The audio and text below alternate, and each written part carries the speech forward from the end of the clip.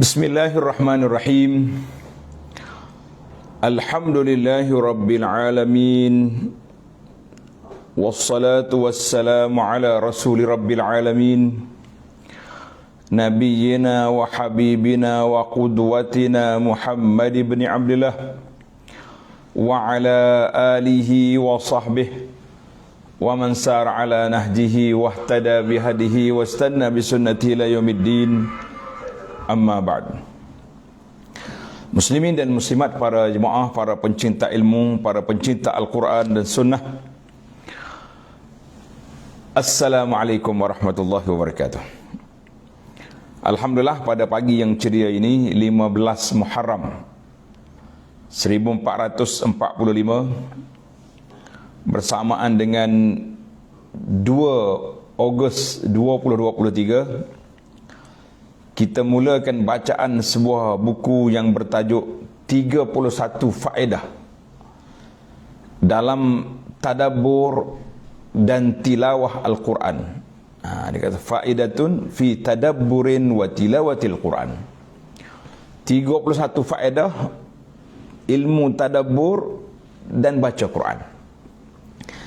Jadi kita pagi-pagi ni kita kerja kita nak gerakkan perasaan kita, nak gerakkan hati kita ni supaya cintakan Al-Quran, cintakan sunnah Nabi sallallahu alaihi wasallam, supaya kita dapat ilmu yang berkat, ilmu yang baik, ilmu yang bermanfaat sepanjang hidup kita. Mudah-mudahan hidup kita diberkati dan diradai oleh Allah Azza wa Jalla. Jadi para pelajar sekalian, itu dia panggil ilmu tadabbur. Ilmu tadabbur Al-Quran yang kita akan belajar. Yang pertama, kita lihat yang pertama, apakah kelebihan tadabbur itu sendiri. Yang pertama, ini para pencatat yang suka mencatat, kita lebih jelas, kan? Kitab kita ni bernombor 1, 2 sehingga 31, insya-Allah. Yang pertama, Al-Quranu kalamullah. Al-Quranu kalamullah. Al-Quran itulah kata-kata Allah. Allah Subhanahu wa taala berkata-kata, kemudian kata-kata Allah Subhanahu wa taala ini dibawa oleh malaikat kepada Nabi sallallahu alaihi wasallam. Nabi menyampaikan kepada umatnya, kepada para sahabatnya yang bersama pada saat itu. Para sahabatnya turun kepada at-tabi'in, kemudian sampai kepada kita. Maka kita mengatakan Al-Quran kalamullah. Al-Quran itu iaitulah kalam Allah, bukan makhluk. Sebagaimana sebahagian daripada kepahaman Firaq ini, dia kata Al-Quran ini bukan kalam, Al-Quran itu makhluk. La. Kita Ahlus Sunnah wal Jamaah mengatakan bahawa Al-Quran itu kalamullah. Al-Quran kalamullah wa wahyuhu, wahyu daripada Allah Azza wa Jalla kepada baginda Nabi sallallahu alaihi wasallam. Wahyu ni para jemaah sekalian khas untuk Nabi. Kalau orang lain dia tak panggil wahyu, dia tak panggil wahyu, kita panggil ilham, itu dia panggil untuk orang lain. Tapi Nabi nama dia wahyu. Ada jugalah digunakan bahasa wa auhayna ilan nahli. Dalam Quran ada kata wa auhayna ilan nahli, kami ilhamkan. Orang tak terjemah dan kami wahyukan kepada lebah supaya cari pokok. La, kita kata ilhamkan. Terjemahan dengan mana wahyu, dengan mana ilhamkan kepada An-Nahli, apa dia Nahli, lebah, pada lebah. Wa risalatuhu ila khalqihi.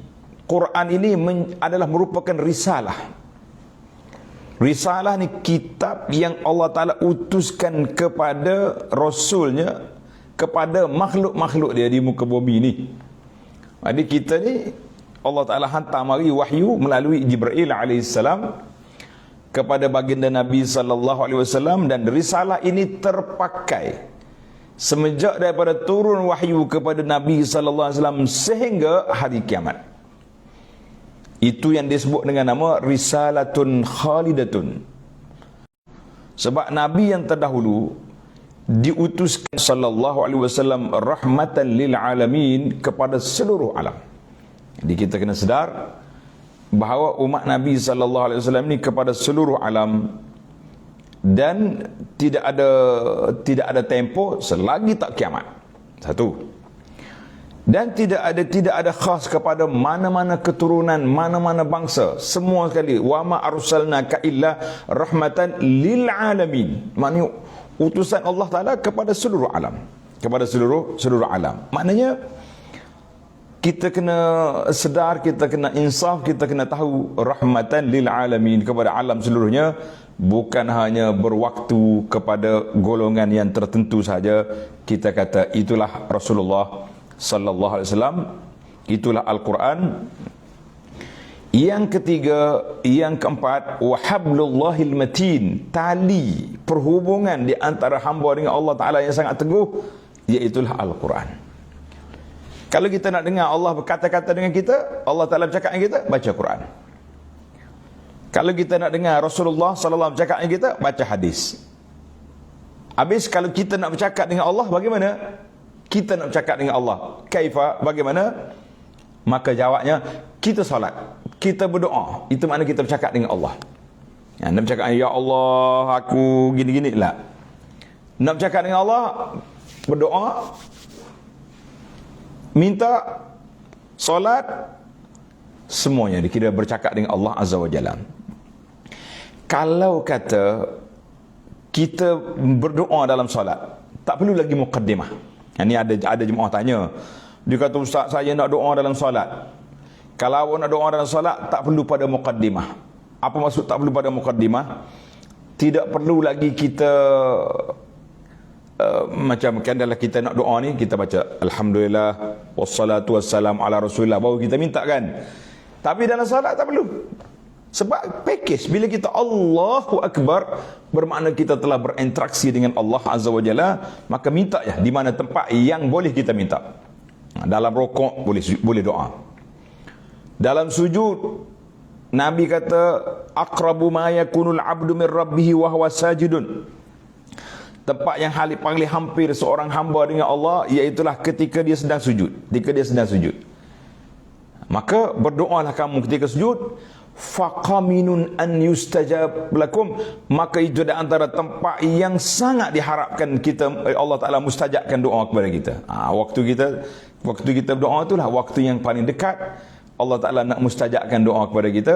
Jadi kita berdoa. Alhamdulillah. Yang kelima, wa huwa huda. Quran ini petunjuk. Petunjuk, sifat Al-Quran lagi petunjuk. Wa rahmatun, rahmat daripada Allah kepada kita. Siapa dia baca Quran, yang pertama sekali baca je boleh pahala. Setiap huruf, bukan setiap kalimah. Alif lam mim dah 30 pahala. Rahmat, siapa yang berpegang dengan Quran, orang ni akan selamat. Sifat yang seterusnya, wa nur. Al-Quran itu cahaya. Cahaya untuk hati kita dan cahaya untuk mencerahkan perjalanan kita menuju Allah, menuju syurga pada hari kiamat. Cahaya di atas dunia, bila kita ikut cahaya Al-Quran, mana kita tidak akan sesat. Wa balaghun, dan Allah yang menyampaikan kepada kita semua maklumat kita nak tahu masuk dalam Quran. Wa furqan, pemisah di antara hak dengan batil. Wa mau'izatun, nasihat-nasihat yang sentiasa diberi, diperingatkan. Baca Quran seolah kita dengan nasihat, nasihat daripada Allah. Wa huwa zikrul hakim, iaitulah dia panggil az-zikrul hakim, ingatan yang cukup baik, yang cukup bijaksana, sebab dia mari daripada Allah Azza wa Jalla. Allahu Akbar. Para jemaah sekalian, itu dia panggil kelebihan Al-Quran. Kelebihan Al-Quran yang perlu kita kena belajar. Qala Allah Ta'ala, firman Allah Ta'ala dalam surah Yunus. Dalam surah Yunus ayat 57, Ya ayyuhan nasu qad ja'atkum maw'izatun min rabbikum wa shifaa'un lima fis sudur wa hudan wa rahmatul lil mu'minin. Daripada Tuhan kamu Maha Sudut, dan ia menjadi penyembuh ke dalam apa yang ada, penyakit-penyakit yang ada dalam dada kamu, keraguan ke sebarang bentuk, dalam Quran terjawab. Wa hudan, petunjuk, wa rahmatun, rahmat lil mu'minin. Itu sifat-sifat Quran cukup banyaklah. Jadi yang kita boleh sebut ini beberapa perkara saja. Satu lagi dia panggil sifat Al-Quran basair. Basair ini mana penyuluh jalan. Hadza basair, dalam surah Al-Jathiyah ayat 30 Allah kata hadza basairul linnas. Basair maknanya jadi penyuluh yang secara zahirnya penyuluh mata hatinya semua duduk di Quran. Wa hudan wa rahmatul liqaumi yuqinun. Tapi semua ini memberi faedah kepada kaum yang yakin dengan Al-Quran. Orang yang tak yakin dengan Al-Quran, engkau pergi bacalah 100 kali depan muka dia pun tidak akan memberi kesan, tidak akan memberi faedah. Sebab faedah Al-Quran ini diberi kepada siapa? Daripada orang yang yakin dengan Al-Quran. Maka kita kena tak yakin. Banyak lagi lah sifat-sifat Al-Quran yang disebut dalam ayat-ayat yang dipetik oleh pengarang buku ini. Untuk para pencatat, tanda lagi lah dalam ayat sifat Al-Quran lagi dalam surah An-Nisa ayat 71-74, dalam surah Al-Furqan ayat 1, Tabarakallazi nazzala al-furqana ala 'abdihi liyakuna lil 'alamin nadhira, dan dalam surah Ali Imran ayat 58, Zalika natluhu 'alaika minal ayati wadzikril hakim. Sifat-sifat tadi saya dah sebut daripada awal. Ada beberapa sifat Al-Quran. Siapa dia nak penawar, siapa dia nak petunjuk, siapa dia nak pemandu, siapa nak cahaya, Al-Quran lah sifatnya. Al-Quran lah kitabnya. Cari kitab lain, kita akan gagal. Semua teori-teori atas dunia ni telah dipraktis oleh pengamal-pengamalnya. Semuanya tidak berjaya kecuali apa yang diambil daripada Al-Quran. Kenapa? Sebab Al-Quran ini datang daripada Allah. Allah yang menciptakan manusia, Allah yang turunkan kita hidayah. Allah tahu manakah jalan yang akan sampai kepada dia, manakah jalan yang akan sampai ke syurga yang dijanjikan oleh Allah Azza wa Jalla. Jadi kalau setakat kita main-main ya, duk fikir sendiri dengan otak kita, tak akan sampai. Tidak kesampaian. Tidak akan sampai. Sebab apa tak sampai? Sebab kita yang buat, kita yang hidup atas dunia, kita tahu kita nak gimana. Jadi Allah beri panduan. Alhamdulillah, para jemaah sekalian, macam kita buat analogi, mudahlah kita bual-bual, dipanggil bual sama-sama kita kan. Jadi sama-sama kita ni, kita kata kita beli satu barang. Nah, contoh saya beli lampu ni lah, lampu yang duduk suluh kita ni, untuk nak cerahkan. Kalau kita nak pasang, kita kena cari dia punya katalog, dia kena cari dia punya cara pemasangan. Nak pusing kat mana. Jadi kalau tak ada alat ni, macam mana kita duk fikir lama masa, panjang cerita, ada jadi ada tak jadi. Tapi kalau tengok dia punya cara pemasangan diajak, selesai. Itulah dia panggil satu analogi yang mudah. Nak sampai kepada Allah, kena melalui kitab Allah. Nak mencintai Rasulullah sallallahu alaihi wasallam melalui sunnah Nabi sallallahu alaihi wasallam. Tak mungkin kita dakwa cinta Nabi. Ni nak nasib budak-budak duk nasib hari ni. Kalau dalam TikTok dia kuat benar nasib ni kan. Dia kata apa ni, kita nak pergi ke Madinah, merubah kerinduan walaupun dengan air mata darah, apa macam-macam lah dia punya bahasa kata bahasa basi. Tetapi yang betul-betul nak sampai kepada cinta Nabi sallallahu alaihi wasallam, iaitulah hanya melalui apa? Melalui sunnah Nabi sallallahu alaihi wasallam. Memang para sahabat mencintai body Nabi sallallahu alaihi wasallam. Ketika zaman hidup tak ada siapa pun. Tak nak pun sahabat. Seorang sahabat ni, Khubayb, ketika dia nak dibunuh oleh Quraisy di Mekah, di Tan'im, ada yang datang tanya dia.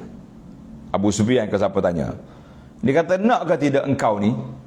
Engkau duduk di rumahmu tenang-tenang, Muhammad duduk tempatmu untuk kami pancung. Nak. Kata sahabat, alah cakap ya betul engkau ni. Aku duduk di sini Muhammad di sana, aku tak mau Muhammad terpijak duri, walaupun terpijak duri. Apalagi kalau nak tukar aku untuk dia bunuh aku, tak nak elak. Itulah yang dikatakan bahawa aku tak tengok lagi seorang manusia yang pengikut-pengikutnya menyayanginya lebih daripada menyayangi diri mereka sendiri. Kita kata na'am, waktu jasad yang mulia bersama ada, maka para sahabat begitu menjaga Rasulullah sallallahu alaihi wasallam. Sekarang ni Rasulullah sudah wafat, berada dalam makamnya yang mulia di Madinah. Alhamdulillah, makam yang mulia telah dikawal dengan pagar besi, dengan tembok, dengan pengawal-pengawal yang Allah Ta'ala hantar mari. Kita kata Alhamdulillah. Habis, yang kita nak jaga Nabi, kita nak jaga Rasulullah sallallahu alaihi wasallam, kita nak jaga dengan apa para jemaah? Kita jaga dengan ihya'us sunnah, menghidupkan sunnah Nabi sallallahu alaihi wasallam. Menapisnya daripada hadis-hadis yang dipalsukan, yang direka-reka oleh siapa? Yang direka oleh para pereka hadis palsu. Popok zindiq az-zanadiqah sanggup mencipta hadis-hadis palsu, nak pesokan orang daripada ajaran yang benar yang ditinggalkan oleh baginda Nabi sallallahu alaihi wasallam semata-mata. Macam-macam rekaan dia buat. Setiap orang ada dia punya pereka hadis. Saya tak nak masalah ada ini gini cerita tadabbur Quran. Baik, kita berpindah kepada faedah yang kedua. Dia ada 31 faedah. Kita berpindah kepada faedah yang kedua. Al-Quranul Karim la tanqadi ajaibuhu. Al-Quranul Karim la tanqadi ajaibuhu. Al-Quran ni tidak habis dia punya keajaiban dia, kepelik dia. Wala yashba' minhu ulama. Para ulama, para pencinta ilmu, para pencinta Al-Quran tidak akan kenyang mengkaji Al-Quran, mengaji Quran, meneliti Al-Quran, bertadabbur, tak akan kenyang. Lagi dalam kita masuk, lagi kuat kita dapat faedah. Saya suka bawa kata-kata ulama Al-Quran. Dia kata Al-Quran ini ibarat seperti buah kurma. Buah kurma. Kita belilah kurma yang paling mahal sekali di Madinah, 100 rial ke 120. Kadang-kadang yang mahal tu kotak isi sama je. Tak, pergi pasar Tamar, ini ajwah harga 50 rial.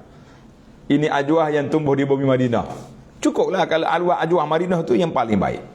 Ada satu lagi dia panggil kategori Al-Aliyah contohnya. Baiklah. Ini yang 60 rial, beli dalam kotak 100, 120.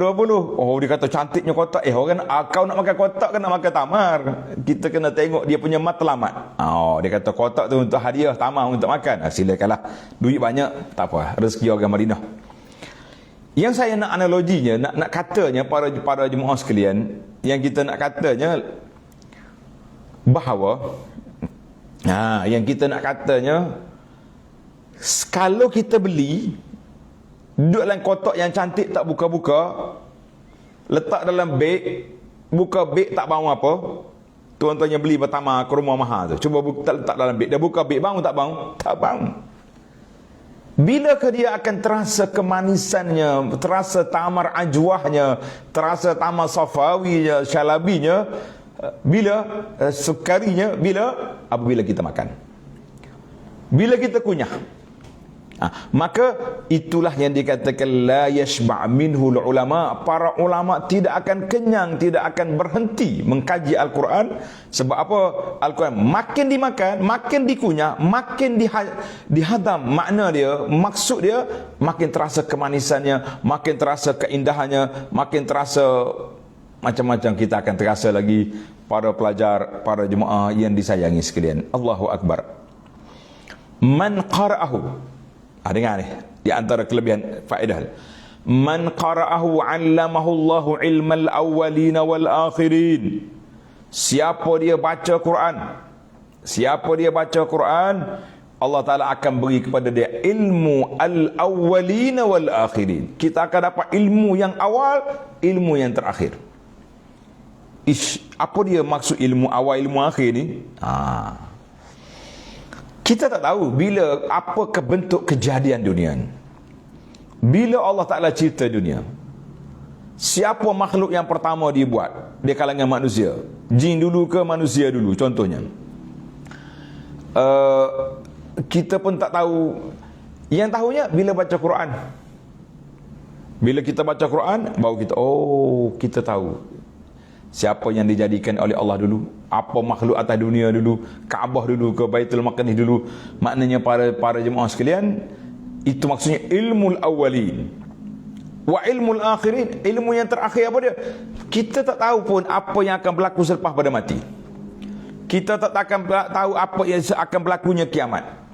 Kita tak tahu apa yang berlaku selepas kiamat, syurga neraka, semuanya melalui Al-Quran. Siapa dia nak belajar ilmu yang terawal, ilmu yang terakhir, ngajilah Quran, mengkajilah Quran, ilmu tafsir, ilmu tadabbur, kita akan jumpa ilmu yang terawal, ilmu yang terakhir. Seorang tokoh ulama Islam, nama dia Syekh Ibnu Katsir, Al-Imam Al-Hafiz Ibnu Katsir rahimahullahu ta'ala. Dia tulis sebuah buku Al-Bidayah wan Nihayah. Ya, tanda nama kitab ni menarik. Nama dia Al-Bidayah wan Nihayah. Apa dia Bidayah wan Nihayah? Permulaan dunia dan akhirnya dunia ini. Duduk di mana? Nah, itu dia panggil daripada awal kejadian dulu sampai ke kiamat. Melalui mana? Melalui wahyu yang Allah Ta'ala ceritakan dalam Quran, kemudian ditafsirkan oleh para ulama daripada Nabi sallallahu alaihi wasallam, kemudian melalui peristiwa-peristiwa yang terjadi, ahdas, sehinggalah kepada zaman dia, dan dia juga boleh cerita di akhir dunia ini dengan apa? Dengan wahyu daripada Allah Azza wa Jalla. Wa man qala bihi sadaq, siapa dia berpegang dengan Al-Quran, berkata-kata dengan Quran, sadaqah, dia benar. Sebab Al-Quran daripada Allah, tidak ada daripada Allah maklumat yang salah. Hai, dia kata ada juga tu pengkaji Al-Quran. Bukan salah Quran, salah kita. Kita yang bagi tafsir tak betul. Kita yang salah. Bukan salah Al-Quran. Tuan-tuan kena ingat, bukan salah Al-Quran, kita yang salah tafsir. Kita yang salah buat analisa. Kita yang jauhkan diri daripada manhaj al-salaf. Contohnya, pergi tafsir Quran mengikut Mu'tazilah. Mu'tazilah dia tak mau tengok Tuhan. Dia kata Tuhan tak boleh tengok di akhirat. Kita Ahlus Sunnah, kita nak tengok Allah. Jadi itu yang salah. Wa man 'amila bihi ujir, siapa dia beramal dengan Quran, dia akan dapat balasan, dia akan dapat pahala daripada Allah Azza wa Jalla. Siapa beramal dengan Quran, dia akan dapat pahala. Allahu Akbar. Tak ada rugi Quran. Baca je boleh pahala. Masuk ilmu tafsir, lagi bertambah kemanisan. Tenggelam dalam ilmu tadabbur, lagi tinggi kita punya darjat kita dengan Al-Quran. Alhamdulillah. Wa man hakama bihi adil, siapa dia berhukum dengan Quran, dia akan adil. Sekarang ni kita jangan cuba-cuba memaisungkan apa yang telah diputuskan oleh Allah Azza wa Jalla. Banyak perkara dalam ilmu harta pusaka contohnya, Allah dah bagi pusaka siap-siap dah. Orang ni dapat. Tiba-tiba mari anak-anak muda pengkaji sekarang ni, macam ilmu faraid yang ditinggalkan oleh Allah Azza wa Jalla dalam Quran tidak lengkap, kita kena ada pula ilmu hebah, ilmu ni.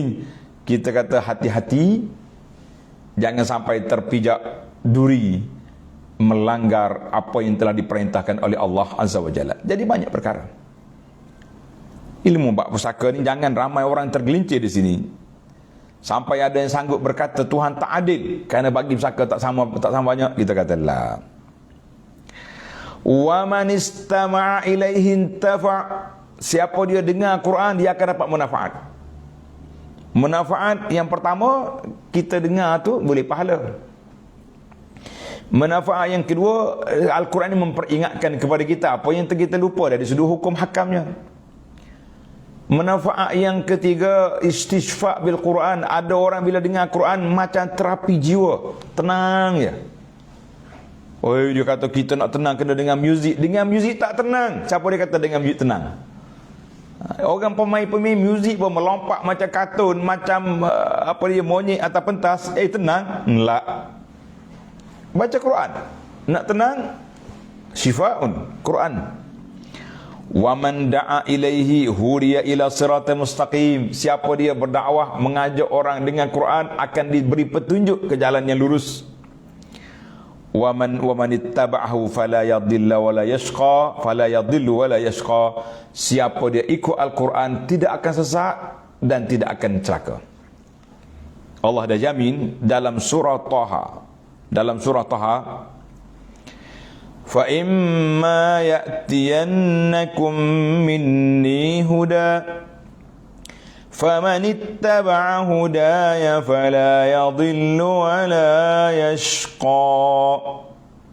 Fa imma ya'tiyannakum minni huda, siapa yang datang kepada kamu daripada aku ni petunjuk. Mana kita ambil Al-Quran, faman ittaba'a hudaya, siapa dia ikut petunjuk aku, fala yadhillu wa la yashqa, dia tidak akan sesat, dia tidak akan celaka. Siapa dia nak bahagia, siapa dia nak dia hidup senang dalam dunia, selamat di akhirat, Al-Quran. Allahu Akbar. La yadhillu wa la yashqa, tak sesat, tidak celaka. Ada juga tu geng-geng tu duk tafsir Quran macam-macam. Contohnya kumpulan Khawarij contohnya, ambil ayat-ayat wa'id, ayat-ayat seksa, ayat-ayat azab, pergi pasang atas orang Islam sampai dia mengkafirkan sebahagian orang Islam. Kita kata itu bukan salah Quran, salah awak pergi ambil ayat tu. Kenapa tak campur ayat Quran di antara targhib wa tarhib? Ayat Quran ni ada dua, al-khauf war raja. Naam. Ya. Allahu Akbar. Jadi ayat ni jelas. Qala Ibnu Abbas radhiyallahu anhuma, habrul ummah wa turjumanul Quran, Ibnu Abbas dia kata apa? La yadhillu fid dunya, siapa dia berpegang dengan Quran tidak akan sesat dalam dunia, wala yashqa fil akhirati, dan tidak akan sesat di akhirat. Siapa berpegang dengan Quran tak akan sesat di dunia dan tidak akan celaka di akhirat. Allahu Akbar. Karena itulah ana selalu ulang kalimah tentang Quran, tentang Islam. Siapa dia berpegang dengan Al-Quran, dengan sunnah, tenang di dunia, aman di akhirat. Selamat di dunia, aman di akhirat. Tulislah kata-kata ni sebagai kata-kata motivasi. Bila sebut tentang Al-Quran, kita akan terasa nikmatnya Al-Quran. Kita akan terasa nikmatnya belajar sunnah Nabi sallallahu alaihi wasallam. Sebab apa? Sebab dua ni sumber yang tidak boleh dipisahkan. Dua tidak boleh dipisahkan. Ayat surah Taha ayat 1, 2, 3. Comel nombor ayat dia. 1, 2, 3. Baik para pelajar sekalian, saya ambil satu lagi faedah. Satu lagi faedah daripada Al-Quran. Yang ketiga, al-faidatus salisah. Qiraatul Quran, membaca Quran dan mengajar Al-Quran. Baca Quran, mengajar Quran. Qiraatul Quran wa ta'allumuhu wa ta'limuhu. Kalau kita belajar Quran, kita mengajar Quran, kita ni dua ya para jemaah, sama ada kita ajar orang ataupun kita belajar Quran.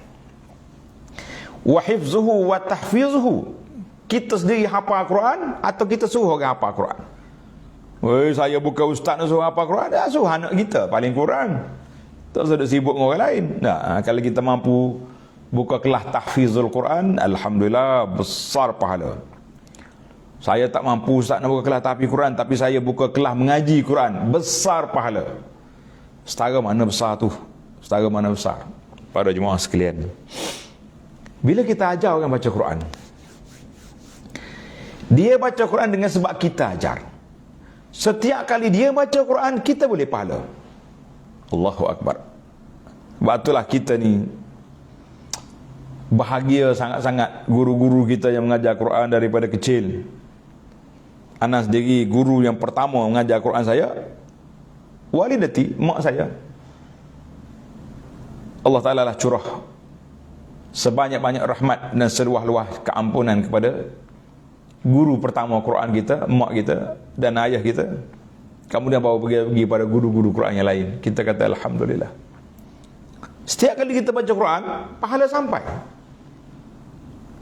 Tak payah doa, tak payah, automatik. Karena itu para jemaah sekalian, kita tak perlu lagi hadiah baca Quran kepada Nabi. Setiap majlis, setiap masa, ila hadratin Nabi, ila hadratin Nabi. Nabi tak pernah suruh kita ila hadratin Nabi baik bila nak baca Quran, nak baca apa. Sebab kita baca Quran, automatik pahala itu pergi kepada Rasulullah sallallahu alaihi wasallam secara automatik. Karena itulah Nabi paling tinggi darjat. Saya tak suka dengan perniagaan MLM, tetapi sistem MLM itu berlaku daripada Nabi sallallahu alaihi wasallam kepada tabi'in, kepada semua orang yang dah ajar kita Quran, ada pahalanya berlaku. Kita kata alhamdulillah, alhamdulillah. Siapa dia guru pertama mengajar Quran kita? Mak kita. Banyakkan baca Quran, pahala sampai ke dia. Jadi mana-mana murid kita yang baca Quran, semuanya pahala kita sampai. Kadang-kadang kita habiskan masa mengajar budak mengaji Quran daripada pagi sampai zuhur, lepas zuhur sampai ke petang contohnya, sambung malam pula. Tuan-tuan, puan-puan, ustazah, tak usahlah rasa Allah habis masa lama. La, setiap saat kita tak kira dengan jam, bisawani, dengan saat yang kita mengajar Quran, kita baca Quran, kita ajar Quran, itu semuanya pahala itu tertulis untuk bekalan kita di akhirat yang cukup banyak.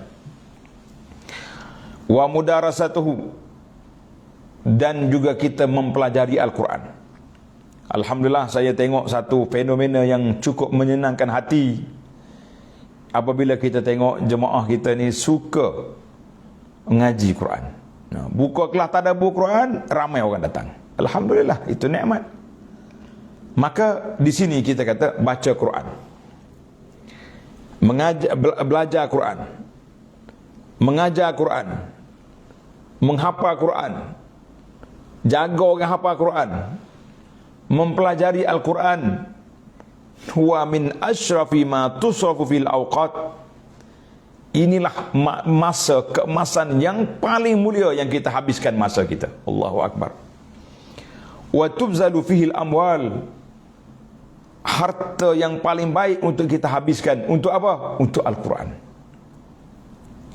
Wa ashabuhu hum kattaji ala ru'us. Orang yang pandai Quran, yang alim Quran ini diibarat seperti taj. Taj ni apa dia? Mahkota di atas kepala. Jadi orang besar-besar, pengantin-pengantin, kan orang pakai mahkota atas kepala tu. Jadi orang yang ahli Quran ini dianggap seperti mahkota di atas kepala, nak banding orang lain yang tidak sibuk dengan Quran. Wa kasyamsi lid dunya, seperti matahari pada dunia. Wa ahlul Quran, ahlul Quran ta'alluman wa ta'liman, guru dengan muridnya, hum khairun nas, mereka adalah merupakan sebaik-baik manusia. Wal mushtaghiluna bil Quran, siapa orang yang sibuk dengan Quran, duk hafal Quran, duk mengkaji Al-Quran, duduk tadabbur Quran, mencari kepahaman makna Quran, orang ini dianggap seperti ahlullahi wa khassatuh.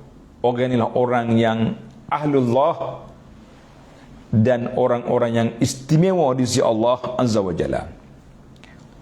Maka sabda Nabi sallallahu alaihi wasallam dalam hadis yang sahih, dikeluarkan oleh Imam Al-Bukhari rahimahullahu taala, khairukum man ta'allama al-Qur'ana wa 'allamahu. Khairukum man ta'allama al-Qur'ana wa 'allamahu, sebaik-baik kamu iaitulah mereka yang belajar Quran dan mengajar Quran. Para jemaah sekalian, kita ni nak jadi sebaik-baik manusia ke tidak? Semua akan jawab apa? Jawab nak lah ke? Betul tak? Oi, nak ya Ustaz, nak lah Abu Anas, nak jadi manusia yang sebaik. Kita duduk dalam dua kategori. Man ta'allama al-Qur'ana wa 'allamahu. Kalau kita tak mampu jadi guru Quran, biarlah kita jadi pelajar Al-Quran. Pelajar di Quran di sini bukan mana mengaji tajwid je, tak habis-habis daripada tua sampai muda, tajwid tak habis, muda sampai tua. Adapun setengah satu lagi dia panggil ba'dun nas al-hiwayah. Hiwayah tu duk belagu ya, merah muka-muka pagi sampai malam, menghabiskan masa berjam-jam duk betul makhraj, betul lagu saja, tapi langsung tidak ada jam, kredit untuk memahami Al-Quran, kita kata ini belum lagi masuk dalam man ta'allama Al-Quran yang betul-betul yang dikehendaki oleh maksud hadis ini. Tuan-tuan dan puan jangan salah faham. Jangan pula kata Abu Anas ni anti benar dengan orang Taranum ni. La, khata.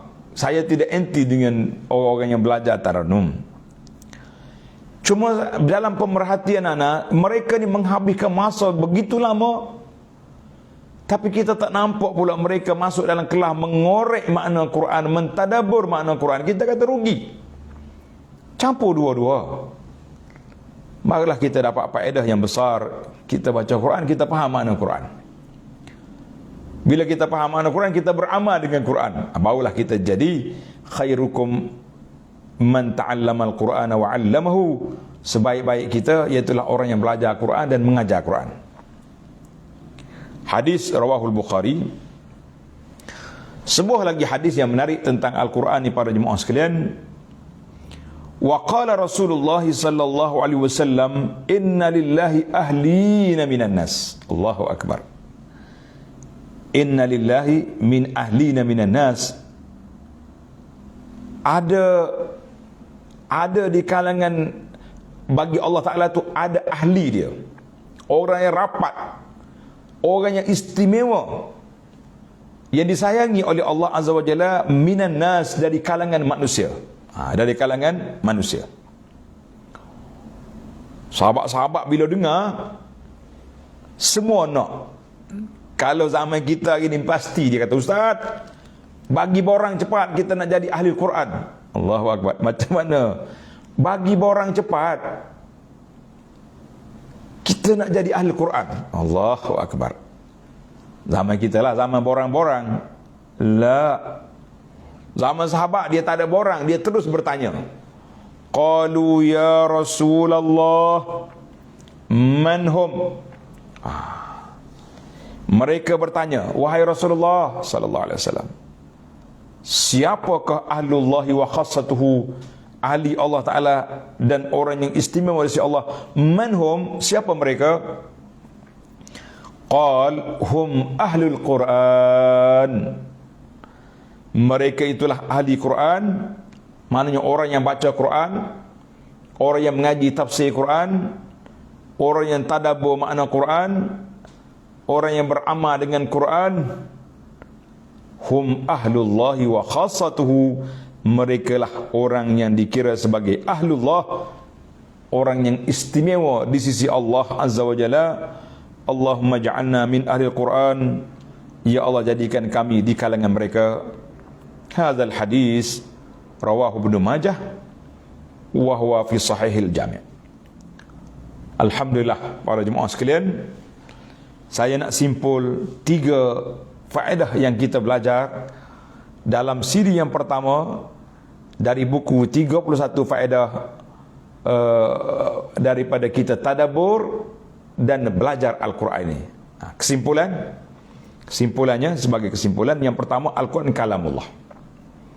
Semua yang berkait dengan Quran, sifat-sifat Al-Quran yang telah kita sebut, lebih kurang dalam 10 sifat tadi, sangat diperlukan kepada kita semua. Yang kedua, Al-Quran Al-Karim adalah merupakan sumber maklumat yang tepat, yang benar, yang sahih, datang daripada Allah Azza wa Jalla. Siapa berpegang dengan dia, dia dapat manfaat di dunia dan aman di akhirat. Kemudian yang ketiga, orang yang belajar Quran, mengaji Quran, tadabbur Quran, memahami Quran, beramal dengan Quran, hum ahlullahi wa khassatuhu. Ya Rabbal Alamin, Ya Rabbal Arshil Azim, nas'aluka bi asma'ikal husna wa sifatikal ula. Ya Allah, ya Tuhan kami mohon dengan namamu yang maha indah, dengan sifatmu yang maha tinggi, supaya engkau jadikan kami min ahlil Qur'ani wa khassatih, min ahlil Qur'an, jadikan kami dari kalangan ahlul Qur'an, orang yang mencinta Al-Quran, yang mempelajari Al-Quran, mentadabbur Quran dan beramal dengan Quran. Dan layakkan kami, masukkan kami dalam kumpulan ahlullahi wa khassatuhu, orang yang diistimewa, yang disayangi oleh Allah Azza wa Jalla. Amin ya rabbal alamin.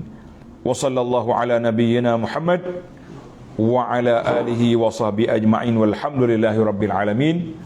Jadi insya-Allah sepanjang kita berada di luar kawasan, ana akan sambung bacaan 31 faedah tadabbur dan tilawatul Quran biiznillahi azza wa jalla. Insya-Allah kita jumpa dalam seri yang akan datang. Sekian, assalamualaikum warahmatullahi wabarakatuh.